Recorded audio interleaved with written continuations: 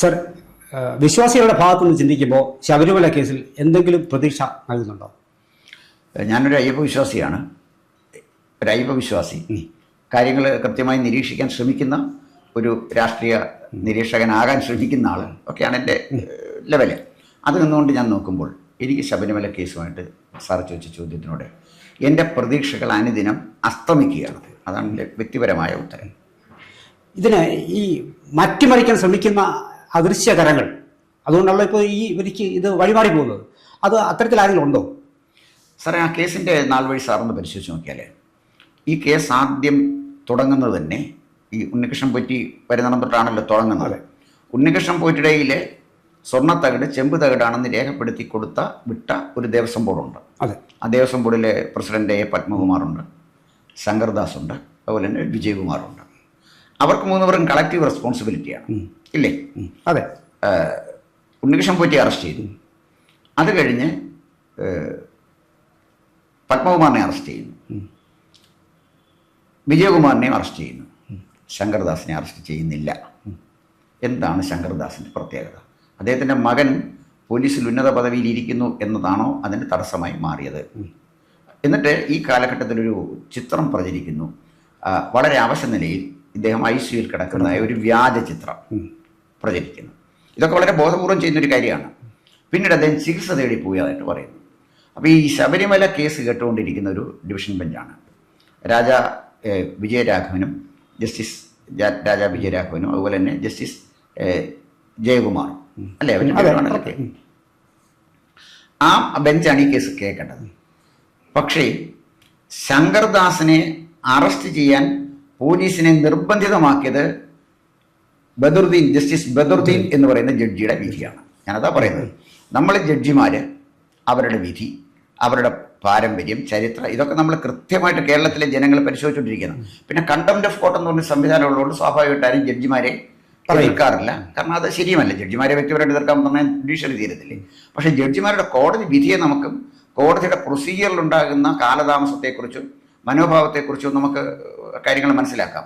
ഈ ജുഡീഷ്യറിയെക്കുറിച്ച് പൊതുവെ പറയുമ്പം എനിക്ക് ജുഡീഷ്യറിയിലുള്ള വിശ്വാസം അല്ലെങ്കിൽ ജുഡീഷ്യറിയിലുള്ള പ്രതീക്ഷ നമുക്ക് മങ്ങലേൽപ്പിക്കുന്ന ചില കാര്യങ്ങൾ എന്ന് പറയുന്നത് ഈ പ്രൊസീജിയർ ഡിലേ ചെയ്യിക്കുക. ഇപ്പം ഒരു കേസിൽ ഒരാൾ പ്രതിയാണ്, അയാൾ ശിക്ഷിക്കപ്പെടും എന്ന് ഉറപ്പുണ്ടെങ്കിൽ ആ കേസ് അയാൾ പരമാവധി നീട്ടിക്കൊണ്ട് അയാൾ പ്രതി വിചാരിച്ചാൽ വിധി നീട്ടിക്കൊണ്ട് പോകാൻ നോക്കും. കോടതി വിചാരിക്കണ്ടേ? അപ്പോൾ സാധാരണഗതിയിൽ സ്റ്റേ കൊടുത്താൽ ആ സ്റ്റേ പോലും ഒരു കാലപരിധിക്കകത്ത് നിർത്തി ആ കേസ് കേൾക്കണ്ടേ? ഞാനിത് പറയാനുള്ള കാരണം, Nair service society general secretary Sukumaran നായർക്കെതിരെ ഉള്ള കേസ് 65-66 പ്രാവശ്യം മാറ്റിവെച്ചു. 1 മണിക്കൂർ കേട്ടാൽ തീരുന്ന ഒരു പ്രശ്നമാണ് ലാവലിൻ കേസ് പോകുന്നു. അപ്പം ഞാൻ പറഞ്ഞു, അത് പിന്നെ സുപ്രീം കോടതിയിലാണ്. ഇത് ഞാൻ കേരള ഹൈക്കോടതിയിലേക്കാണ് വരുന്നത്. അപ്പോൾ ഇവിടെ വരുന്നത് എന്താണെന്ന് ചോദിച്ചു കഴിഞ്ഞാൽ, ഇങ്ങനെ ഓരോ പ്രാവശ്യം കേസ് മാറ്റിവെക്കുമ്പോൾ എൻ്റെ ചില സുഹൃത്തുക്കളാണ് കേസ് നടത്തുന്നത്. അപ്പോൾ അവരെ ഇന്ന് പിന്നെ ആണ് കേസ്, എൻ്റെ ദിവസമാണ്, എന്ത് പോകുന്നുണ്ട് എന്ന് പറയുമ്പോൾ അവർ വിളിക്കുമ്പോൾ ഞാൻ ചോദിക്കും, എന്നത്തേക്കാണ് മാറ്റിവെച്ചിരിക്കുന്നത്? മാറ്റിവെക്കുന്ന മുൻവിധിയോടെ ഞാൻ ഇരിക്കുന്നത്. ഈ കേസ് കേൾക്കത്തില്ല. ഞാൻ പറഞ്ഞു വന്നത്, അതേ ഒരു സിസ്റ്റത്തിൽ കൊണ്ടുപോയി ശങ്കർദാസിൻ്റെ കേസ് വലിച്ചിഴച്ച് നീട്ടാനുള്ള ശ്രമത്തെ ഏറ്റവും ഫലപ്രദമായിട്ട് തടഞ്ഞത് ജസ്റ്റിസ് ബദറുദ്ദീനാണ്. സാർ, ഒരു സാങ്കേതികമായ ഒരു ചോദ്യം ചോദിച്ചോട്ടെ. ഇപ്പോൾ ഏറ്റുമാനൂർ അമ്പലത്തിൽ കടന്നു കയറി മതിലയാടി സ്റ്റീഫൻ എടുത്തുകൊണ്ടുപോയി വിഗ്രഹം എടുത്ത് സ്റ്റീഫൻ പ്രതി 1-ാം പ്രതി, സംശയമൊന്നുമില്ല.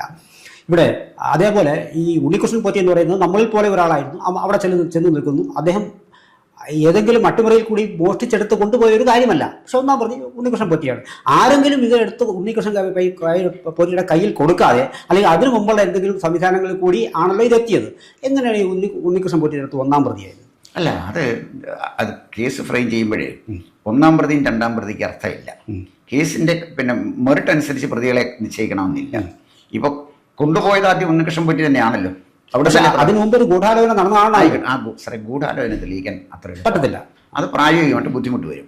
ഉണ്ണികൃഷ്ണൻ പോറ്റിയിലേക്ക് പോയതിലോ അയാളെ 1-ാം പ്രതി ആക്കിയതിലോ എനിക്ക് അഭിപ്രായ വ്യത്യാസമോ ആശങ്കയോ ഇല്ല.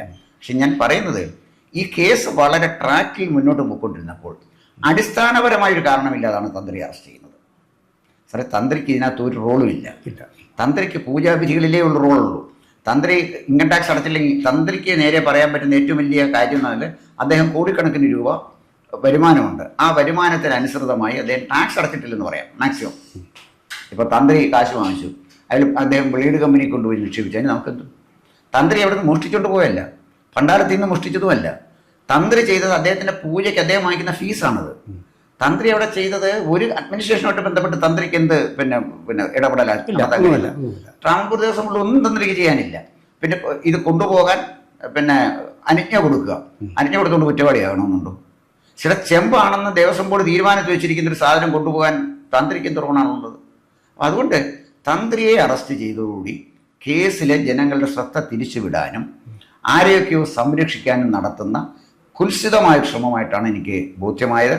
ആ ഗൗരവത്തിൽ ഈ കേസ് ഹൈക്കോടതിയിൽ നടക്കുന്നുണ്ടോ എനിക്ക് സംശയമുണ്ട്. ഈ യുവതി പ്രവേശന സമയത്ത് തന്ത്രിയുടെ ചില നിലപാടുകളാണ് അറസ്റ്റിലേക്ക് നയിച്ചതെന്നൊരു വാദമുണ്ടല്ലോ ഇപ്പോൾ. അത് രണ്ട് കാര്യമുണ്ട്. ഒന്ന്, യുവതി പ്രവേശന സമയത്ത് തന്ത്രി മാത്രമല്ല പിന്നെ പത്മകുമാറും യുവതികൾ പ്രവേശിക്കുന്നതിന് എതിരായിരുന്നു. ആ വാശി ഭരണ പാർട്ടിക്ക് പിന്നെ പത്മകുമാറിനോടുണ്ടായിരുന്നു. ഈ തന്ത്രിയെ പത്മകുമാറിനെ പിടിക്കാൻ ഒക്കാതെ വന്നതിൻ്റെ ഒരു പ്രശ്നം വെച്ചാൽ ഞാൻ മനസ്സിലാക്കുന്നത്, പത്മകുമാർ ഇന്നും പത്മകുമാറിൻ്റെ പേര് പാർട്ടി നടപടി എടുത്തിട്ടില്ലല്ലോ. ഇല്ല, എന്താ നടപടി എടുക്കാത്തത്? സാറേ, പാർട്ടിയിൽ നിന്ന് സസ്പെൻഡ് ചെയ്യാമല്ലോ. അതുപോലെ നടപടി എടുക്കാൻ ധൈര്യമില്ല സാറേ.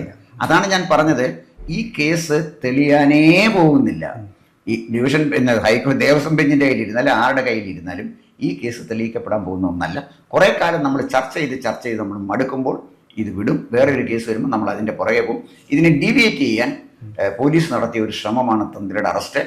തന്ത്രി ഒരു ജനാധിപത്യ ബോധമുള്ള പൗരൻ എന്ന നിലയിൽ അദ്ദേഹത്തിനെ അറസ്റ്റ് ചെയ്ത പോലീസ് ഉദ്യോഗസ്ഥന്മാർക്കെതിരെ കൃത്യമായിട്ട് അദ്ദേഹത്തിന് കേസ് കൊടുക്കുക. അത്ര തന്ത്രിക്ക് ഒരു പക്ഷേ കൂടുതൽ വിവരങ്ങൾ അറിയാനുള്ള സാധ്യതയില്ലേ സാർ? സാറേ, എങ്ങനെ തന്ത്രിക്ക് അറിയാനൊക്കെ? അല്ല, തന്ത്രി മുഖ്യൻ അവിടെ ഉണ്ട്, പലപ്പോഴും അവിടെ ഉണ്ട്. ആ സാഹചര്യത്തിൽ ഇങ്ങനൊരു ഗൂഢാലോചന നടന്നിട്ടുണ്ടെങ്കിൽ അല്ലെങ്കിൽ ഇത് എങ്ങോട്ടായിരിക്കും പോകുക, എന്തെങ്കിലും ഒരു വിവരം തന്ത്രിക്ക് അറിഞ്ഞുകൂടാതിരിക്കാനുള്ള സാധ്യതയുണ്ടോ? സാറേ, തന്ത്രിക്ക് അവിടുത്തെ സ്വർണ്ണം എടുത്തുകൊണ്ട് പോകാൻ എങ്ങനെ ഗൂഢാലോചന നടത്താൻ പറ്റും? തന്ത്രി ഗൂഢാലോചന നടത്തിയല്ല പറയുന്നത്. ഈ സ്വർണം ഉണ്ണികൃഷ്ണൻ പോറ്റിയുടെ കൈകളിലേക്ക് വരും മുമ്പ് ഏതെങ്കിലും ഒരു ഫയലാണ് നമ്മൾ പുട്ടപ്പ് ചെയ്യുമ്പോഴത്തേക്കാനും ഒരു അതിന് മുമ്പായിട്ട് ചില പ്രക്രിയകൾ നടക്കണമല്ലോ. ഈ ഒരു ഓപ്പറേഷൻ നടത്തി ഉണ്ണികൃഷ്ണൻ പോറ്റിയുടെ കയ്യിൽ ഇത് എത്തുന്നത് വരെയുള്ള ആ ഒരു ഗൂഢാലോചന, അതിനുശേഷമുള്ള സംഭവം, ഇത് എങ്ങോട്ട് പോകും എന്നുള്ള വിഷയം. അതിന് ഇതിൽ എവിടെയെങ്കിലും ഏതെങ്കിലും അർത്ഥങ്ങളിൽ തന്ത്രിക്ക് ഒരുപക്ഷെ ഏതെങ്കിലും ചെറിയൊരു അറിവെങ്കിലും ഇല്ലാതിരിക്കും. അത് പറയണമോ വേണമെന്നുള്ള അദ്ദേഹത്തിൻ്റെ തീരുമാനമാണ്, തന്ത്രിയുടെ ജോലിയൊന്നും അല്ലാതൊന്നും. പക്ഷെ എങ്കിൽ കൂടിയും ഒരു ഭക്തൻ എന്നുള്ള നിലയിൽ തന്ത്രിക്ക് ചില കാര്യങ്ങൾ ഇനിയും പറഞ്ഞുകൂടായികൊണ്ടോ? അല്ല, തന്ത്രി ഇതിനകത്ത് കുറ്റവാളിയാണെങ്കിൽ അദ്ദേഹത്തിനെ ചോദ്യം ചെയ്യട്ടെ. കുറ്റവാളിയെന്നല്ല ഞാൻ പറഞ്ഞു വന്നത്. പക്ഷേ അദ്ദേഹത്തിനെ അറസ്റ്റ് ചെയ്യുമ്പോൾ സാറേ, ഇത് തന്ത്രിയെ അറസ്റ്റ് ചെയ്യാൻ ഒരു റീസൺ എൻ്റെ കോമൺ സെൻസിന് തോന്നുന്നില്ല. അതാണ് ഞാൻ ഈ പറഞ്ഞത്. തന്ത്രി അറസ്റ്റ് ചെയ്തതിന് ഞാൻ എതിരല്ല, ചോദ്യം ചെയ്തതിന് ഞാൻ എതിരല്ല. തന്ത്രി അല്ല ആരെയാണെങ്കിലും ശരി കുറ്റവാളിയാണെന്ന് പോലീസിന് ബോധ്യപ്പെട്ടാൽ അവരെ അറസ്റ്റ് ചെയ്ത് ചോദ്യം ചെയ്യണം തന്നെ എൻ്റെ നിലപാട്. അത് മതപരമായ പരിവേഷത്തിൻ്റെ പേരിൽ രക്ഷപ്പെടാനും പാടില്ല. അതിലും എൻ്റെ നിലപാട് അത് തന്നെയാണ്. അത് ബിഷപ്പായാലും തന്ത്രിയായാലും മൗലവിയായാലും അറസ്റ്റ് ചെയ്യണവനെ അറസ്റ്റ് ചെയ്യണം. അല്ലെങ്കിൽ പോലീസിനകത്ത് അർത്ഥമില്ല, പിന്നെ നീതിന്യായം നടക്കില്ല. ഞാൻ പറഞ്ഞ അതല്ല. ഇവിടെ ഈ ശബരിമല വിഷയം എന്ന് പറയുന്നത് സ്വർണ്ണപ്പാളികൾ മോഷ്ടിച്ചതാണ്. സ്വർണ്ണപ്പാളികൾ മോഷ്ടിച്ച് സ്വർണം ചെമ്പാക്കി മാറ്റിയാണല്ലോ ഇത് കാര്യങ്ങൾ നടത്തുന്നത്. ഇതുമായി ബന്ധപ്പെട്ട് തന്ത്രിക്ക് അതിനകത്തൊന്നും ചെയ്യാനില്ല. കാരണം എന്നല്ലേ, ഇത് തീരുമാനം എടുക്കുന്ന 3 പേരടങ്ങുന്ന ദേവസ്വം ബോർഡാണ്. തന്ത്രിക്ക് ചെയ്യാൻ പറ്റുന്നത്, ഇതിനെ കൂടി വന്നാൽ തന്ത്രിക്ക് ചെയ്യാൻ പറ്റുന്ന അനുജ്ഞ കൊടുക്കാം. 1. 2, അല്ലെങ്കിൽ ഉണ്ണികൃഷ്ണൻ പോയിട്ട് കൊണ്ടുപോയി മോഷ്ടിച്ച് വിറ്റു എന്ന ആരോപണം സത്യമാണെന്ന് നമുക്കറിയില്ലല്ലോ, വരട്ടെ, കേസ് നടന്നിട്ടില്ലേ. ആ മോഷ്ടിച്ച് വിറ്റ കൊള്ള മുതലിൻ്റെ പങ്ക് തന്ത്രി കൈപ്പറ്റി എന്ന് തെളിയിക്കുന്നിടം വരെ തന്ത്രി നിരപരാധിയല്ലേ?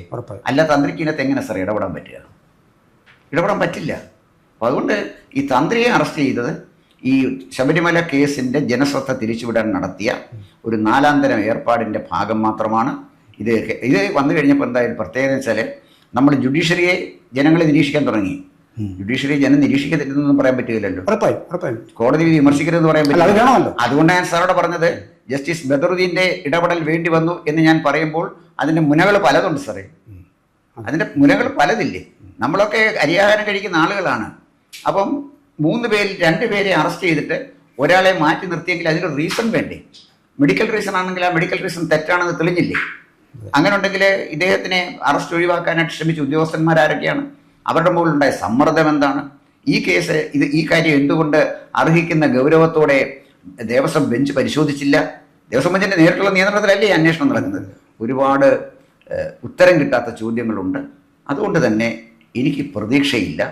ഈ കേസിൽ ഒന്നും സംഭവിക്കത്തില്ല.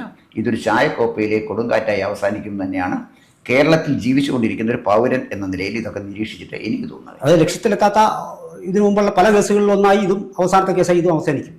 ലക്ഷ്യത്തിലെത്താത്തല്ല, ലക്ഷ്യത്തിലെത്താൻ അനുവദിക്കാത്ത കേസായിട്ട്, ലക്ഷ്യത്തിലെത്താൻ ബോധപൂർവം അനുവദിക്കാത്ത കേസായിട്ട് മാറും. കുറെ കഴിയുമ്പോൾ നമ്മളിതെല്ലാം മറക്കും, പിന്നീട് കാര്യങ്ങളൊക്കെ മുന്നോട്ട് പോകും. വിശ്വാസികളോടുള്ള ഒരു വെല്ലുവിളി, വിശ്വാസികളോടുള്ള വെല്ലുവിളിയാണ്, തീർച്ചയായിട്ടും വിശ്വാസികളുള്ള വെല്ലുവിളിയാണ്. കാരണം ഉന്നതന്മാർ വിചാരിച്ചാൽ നമ്മുടെ രാജ്യത്ത് എന്തും നടക്കും. ഏത് കള്ളനെയും കൊള്ളക്കാരനെയും കൊലപാതകയെയും സംരക്ഷിക്കാൻ കഴിയും. അത്ര മഹത്താണ് നമ്മുടെ ജനാധിപത്യം. നമ്മൾ അതിനെക്കുറിച്ച് പിന്നെ വേറെ എന്താ സാറേ പറയുന്നത്? കാത്തിരുന്ന് കാണാം സാർ. കൂടുതൽ വാർത്തകളും വിശേഷങ്ങളും നേരിട്ട് ലഭിക്കാൻ ജനങ്ങളിൽ നിന്ന് ജനങ്ങളിലേക്ക് ജനഭൂമി ന്യൂസ് സബ്സ്ക്രൈബ് ചെയ്യൂ. ബെൽ ബട്ടൺ അമർത്താനും മറക്കരുത്.